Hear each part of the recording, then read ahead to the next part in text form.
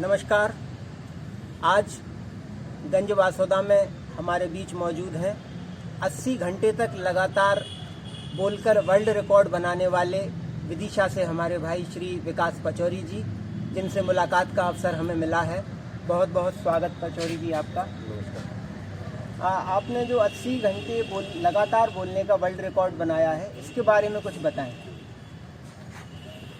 विदिशा में बीते वर्ष जालोरी गार्डन में एक हमने दान मेले का आयोजन किया था, जिसका उद्देश्य ये था कि जिस किसी व्यक्ति के घर में अनुपयोगी मरीज उपकरण सामग्री है, वह वहाँ पर आकर दान कर सकें, रक्तदान कर सकें, नेत्रदान कर सकें, देहदान कर सकें और अनुपयोगी वस्त्रों का दान कर सकें। इसका नाम हमने दान मेला दिया था और इसका जो स्वरूप था उसको आकर्षित बनाने के लिए, लोगों के आकर्षण का केंद्र बनाने के लिए हमने इसमें नॉन स्टॉप 80 घंटे तक बोला था, दिन रात, जिसके कारण यह वर्ल्ड रिकॉर्ड की श्रेणी में आया। और आज के पहले यह वर्ल्ड रिकॉर्ड नेपाल के नाम था, लेकिन हमारे भारत देश के नाम हुआ और हमारा भारत देश नॉन स्टॉप बोलने के मामले में वर्ल्ड रिकॉर्डधारी साबित हुआ।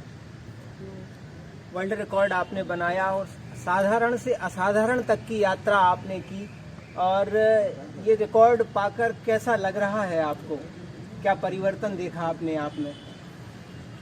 इस वर्ल्ड रिकॉर्ड के बनने के बाद जो महसूस हुआ वो यह था कि ईश्वर ने ऐसा विचार मन में दिया कि वर्ल्ड रिकॉर्ड तो कई लोग बनाते हैं, कोई पहाड़ से कूदने का, कोई अंडे खाने का, कोई तेज गाड़ी चलाने का, लेकिन ईश्वर ने हमसे एक ऐसे वर्ल्ड रिकॉर्ड हमसे बनवाया या हमें माध्यम बनाया, जिस रिकॉर्ड के पूरे होने के बाद में जो सामग्री दान में हमको मिली वह गरीबों के काम आ सकी और उस सामग्री का उपयोग उस पीड़ित मानवता के लिए हो सका जो समाज में जीरो ग्राउंड पर अपना जीवन जी रहे हैं। पीड़ित मानवता की सेवा का ये श्रेष्ठ उदाहरण आपने प्रस्तुत किया। अब अगला पड़ाव क्या है आपका?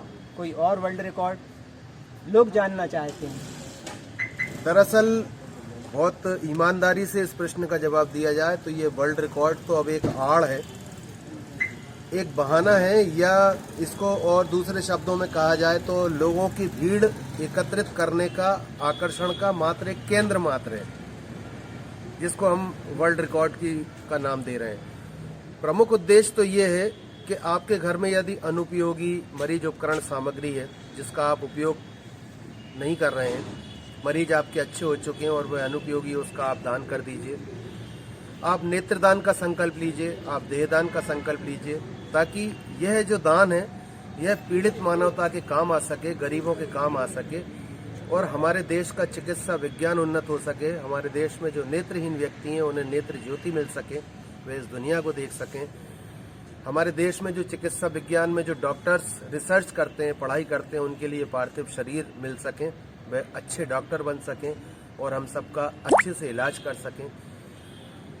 जो मरीज उपकरण सामग्री अनुपयोगी घर में वह उन गरीबों के काम आ सके। यह सब की अपील करने के लिए दरअसल हमको किसी एक ऐसे सब्जेक्ट को समाज के सामने रखना होता है जिसमें एक आकर्षण हो। उस आकर्षण को लाने के लिए हमने वर्ल्ड रिकॉर्ड बनाने का सहारा लिया है और हमें ये विश्वास है कि जैसा विदिशा की जनता ने हमको पूरा सहयोग किया था, काफी मात्रा में जो वहां पर दान दिए गए थे इन वस्तुओं का, इसी तरह से वासोदा की सम्मानीय जनता भी हमारा सहयोग करेगी और ये जो सामग्री है, मरीज उपकरण सामग्री, ये यहाँ पर अच्छी खासी मात्रा में हम दान में ले पाएंगे और इसके बाद फिर इस सामग्री को यहीं पर इन्हीं वासोदा के सम्मानीय सेवाभावी नागरिकों को सौंपकर हम खाली हाथ वापस चले जाएंगे और वह सामग्री यहाँ के लोग पीड़ित मानवता के लिए उपयोग लाएंगे।